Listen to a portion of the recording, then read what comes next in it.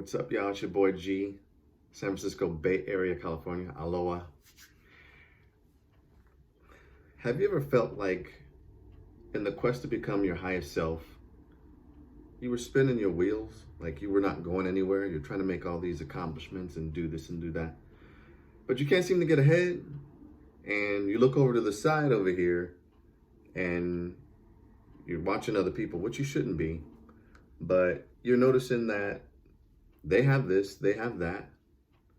They're achieving all their goals. They're making these accomplishments come true. And but you can't help but notice that they have all these resources available to them, right? They either their parents helped them out, they have a significant other, or they were just born into this social class system to where, they basically didn't have to work too hard for anything. It was just provided to them, as opposed to you, where you have to work extremely hard. You got to get it out of the mud. You got to do this and do that and all this extra work in order to get ahead. And it kind of discourages you. So what I wanted to do today is encourage you, if I may. I wanted to talk about something, and it's kind of disgusting, but I wanted to talk about snakes. And I'm not particularly fond of snakes. I don't really like them too much, but I wanted to teach a few things. You might know some things or you might not. At the end, there's kind of a correlation. I have a story, and hopefully I'll tie everything together so that there's a lesson to be learned. Okay, so quick story. When I was a teenager, I lived with my grandmother, and downstairs in her basement, she had a washing machine and dryer. That's where we used to wash her clothes. And I was washing my clothes one time, and there was a snake that just slithered by, and I was like, yeah, clothes washing has officially been canceled, because I ain't washing no clothes with no snake around, right? I would rather go to school with funky ass clothes than to wash clothes with a snake. And so I went upstairs, and my grandma was like, "What's wrong?" I said, "There's a snake downstairs." She's like, "Where is it at?" I was like, "It's by the washing machine." And I sat there on the couch. She went downstairs and then came right back up. And she had this dustpan. And she was like, "Is this what you was talking about?" And she put the dustpan in my mouth. I was like, "Yeah, Grandma, that's it." She had the snake right there in the dustpan, and it was dead. And she was just like, "I can't believe y'all scared of snakes." See, because my grandma, she wasn't scared of nothing. But yeah, I think the dustpans back in the day were metal. So she probably just took that dustpan and just sliced it, whatever, and just like, All I could think about when she was doing that was, I hope that snake don't fall off that dustpan, because all hell's gonna break loose if that snake falls off. But yeah, my grandma, she wasn't scared of nothing, right? And she thought we were lazy because we wouldn't cut the grass. But the fact was, we wouldn't cut the grass because there were snakes in the yard. And 9 times out of 10, you're going to see a snake. You're going to either see one or you're going to run over it with a lawnmower. And then you got to pull the lawnmower up. And then the snake is going to be all tangled up in the propellers. And you got to dig all that, the guts and everything out.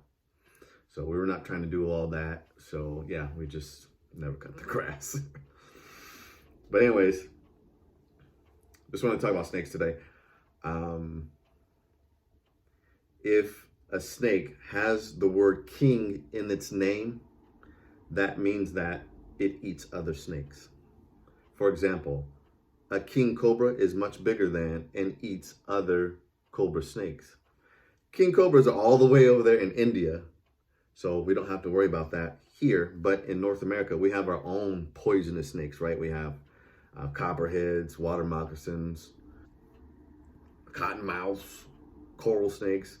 But probably the most feared, the most respected, and the most dangerous snakes of them all would be the rattlesnake, right? So the rattlesnake is all over the North America. So we see them a lot. A lot of times people run into them and they don't expect to. And so they get startled, or, we run into them a lot. And they're the most feared snake in the North America. In California specifically, we have what's called the California Kingsnake. Now that name sounds like it's like a big bad snake, but the fact is the California kingsnake is very calm. It's a very docile snake. It's harmless, right? It's not aggressive, right? It's actually it's a beautiful snake. I had the opportunity to pet one when I went to like a reptile expo a few years back, but it's a black snake. It has white rings around it. Very beautiful snake. It's not aggressive, just a plain snake. People keep them for pets. They're very placid snakes. The California kingsnake eats rattlesnakes. So you might be asking me, Gabe, hey, how does a harmless snake like a California kingsnake eat and kill rattlesnakes? I'm about to tell you. So California kingsnakes kill and eat rattlesnakes every day, all the time.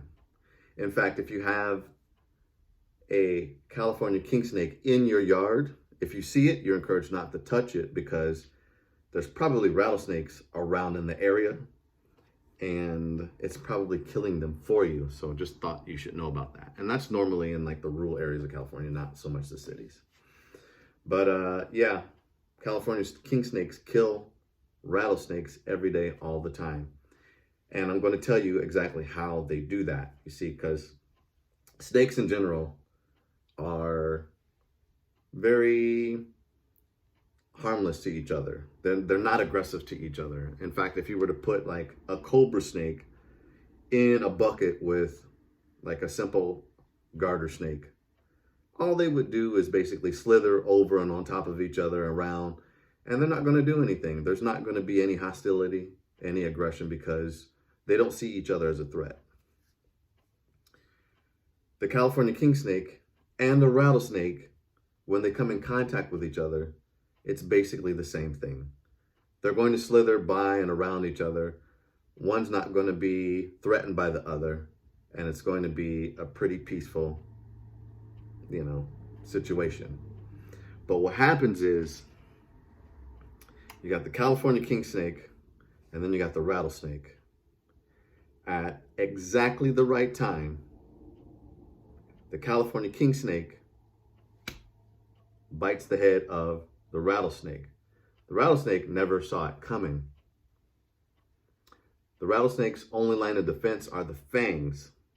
And so, they're about 1 inch long fangs that it could probably like stab the head of the California kingsnake. But it can't even use the fangs because it's got its mouth clamped shut by the California king. And so the rattlesnake is rendered defenseless and is just flailing around helplessly. And what happens is California kingsnake just works that snake into its mouth and completely devours it till it's all gone. And I always thought that was amazing, when animals eat other animals whole, because there's no trace of the animal anywhere left, right? If we die or something and, our body is left, there's still traces of our body somewhere, right? But when animals eat other animals whole, it's gone. It's like it left the face of the earth. It's completely gone. And that just astounds me. But anyways, rattlesnakes were born with everything that they need in order to have the best chance of survival. So they have their rattle, which keeps bigger animals from stepping on them. They have all these colors and variations and designs to keep them camouflaged so that they could hunt well. They're pit vipers, so they could hunt in pitch blackness. And if the fangs don't penetrate whatever rodent that they're hunting, the venom that they have, it's enough to kill them as well, right? Because what happens is the venom gets into the bloodstream and the blood coagulates and then your organs shut down. So the rattlesnake was born with everything that it needs to have the best chance of survival, but yet it gets killed and eaten every day by a harmless California kingsnake. Some of you are looking at other people and saying to yourself, well, I'll never reach that level of success. I'm over here doing my own thing, and they have all this help, and, life is hard, and I just can't seem to do anything. When in fact, in order to be successful, all you really need is an appetite. All you need is an appetite, the patience, and you have to know when it's the exact right time in order to pop out. And if you know those things, if you have that type of wisdom, you'll know that you're going to be more successful at life. You're going to win. You're going to be better at life. You always want to have the mindset of a California Kingsnake. You always want to be patient. You always want to be humble. You always want to know when's the right time to strike. You see, because there's a lot of people out there. They're big and bad, and they have all these accomplishments, and they've done this and that. But the fact is, those people get taken out or surpassed by people that don't have anything other than an appetite and the patience and the will to succeed. As for me, I don't care who you are, what you got, where you're from, how you got it. When I pop out, it's over for you. You're snake food. Doesn't matter who's at the top of the stairs, I'm stepping up. And that's the way that I look at life. I just never think about what other people have and what their accomplishments are and how they got them. I just focus on what I can do and always have the patience, and then just know when is the right time to just execute.